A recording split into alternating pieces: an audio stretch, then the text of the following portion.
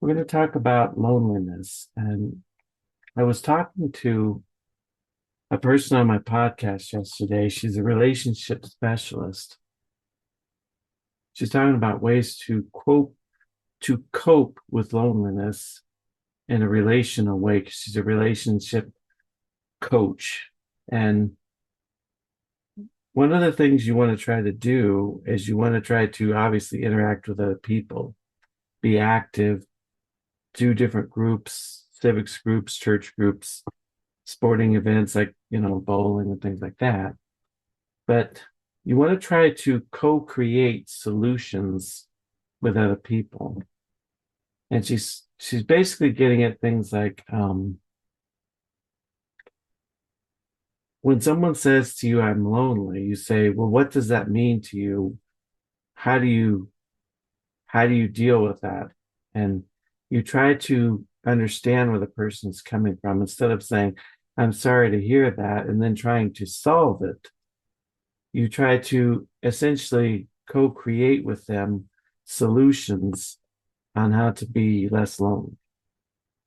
And sometimes that's just a matter of listening, and it can be a matter of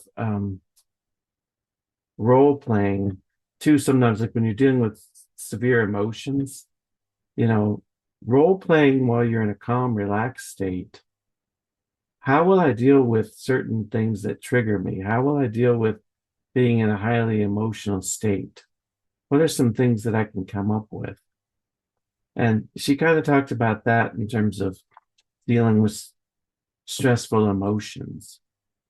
So I like the idea of co-creating because it kind of reminded me of what we were talking about last week when we create a sacred space with someone.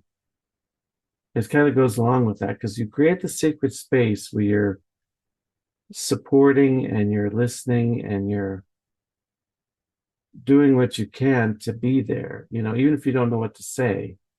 In this sacred space, then you go on to co-create a game plan or solutions to move forward in your life.